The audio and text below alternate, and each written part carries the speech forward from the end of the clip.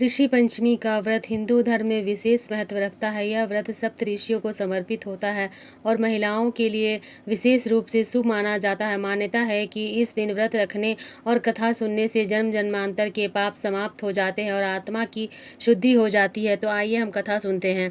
विदर्भ देश में उत्तम नामक एक सदाचारी ब्राह्मण निवास करते थे। उनकी प्रतिव्रता नारी सुशीला से एक पुत्री और एक पुत्र का जन्म हुआ था।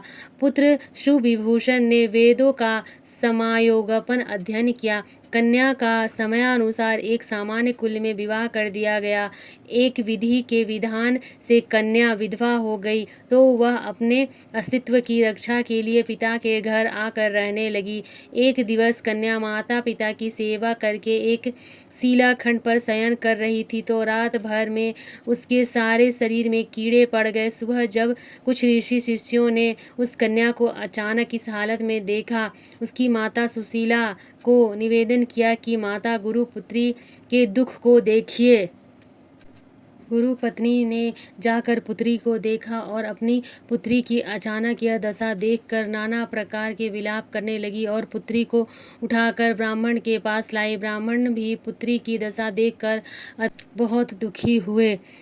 तब ब्राह्मणी ने हाथ जोड़कर कहा, महाराज, यह क्या कारण है कि इस पुत्री के शरीर में कीड़े पड़ गए हैं। तब ब्राह्मण ने ध्यान धर के देखा तो पता चला कि इस पुत्री ने जो 7 जन्म पहले ब्राह्मण थी तो एक दिन रजस्वला होते हुए भी घर के तमाम बर्तन भोजन सामग्री सभी चीज़ों को छू लिया था। ऋषि पंचमी व्रत को भी अनादर से देखा था। उस दोष के कारण इस पुत्री के शरीर में कीड़े पड़ गए हैं, क्योंकि रजस्वला स्त्री प्रथम दिन चांडिल के बराबर तथा दूसरे दिन घातिन के समान व तीसरे दिन धोबिन के समान शस्त्रहीन मानी जाती है। तुम्हारी कन्या ने ऋषि पंचमी व्रत के दर्शन अपमान के साथ किए थे, इससे ब्राह्मण कुल में जन्म हुआ पर शरीर में कीड़े पड़ गए।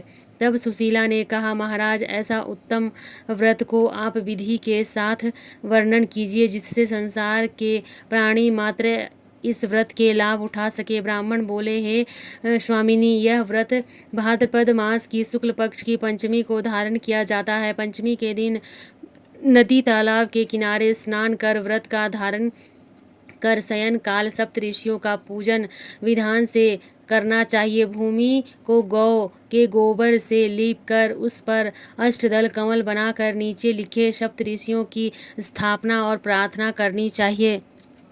महर्षि कश्यप, अति, भारद्वाज, विश्वामित्र, गौतम, जगदात्री, वरिष्ठ महर्षि की स्थापना कर आचमन कर स्नान कर चंदन फूल धूप दीप नैवेद्य आदि पूजन कर व्रत की सफलता की कामना करनी चाहिए। इस व्रत को करके उत्तम व्रत माना जाता है और इसका उद्यापन विधि से करनी चाहिए। चतुर्थी के दिन एक बार भोजन कर कर पंचमी के दिन व्रत आरंभ करें। सुबह नदी या जलाशय में स्नान कर गोबर से लीप कर चक्र बनाकर उस पर कलश स्थापना करें। कलश के कंठ पर नए वस्त्र बांध कर पूजा करें।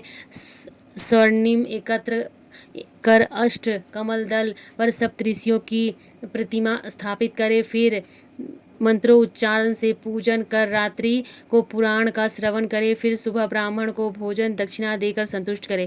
इस प्रकार इस व्रत का उद्यापन करने से नारी सुंदर रूप को प्राप्त होकर सौभाग्य होकर धन व पुत्र से संतुष्ट होकर उत्तम गति को प्राप्त होती है। इस तरह से हमारी कथा समाप्त होती है। का हाथ में लिया हुआ फूल हम भगवान को समर्पित करेंगे।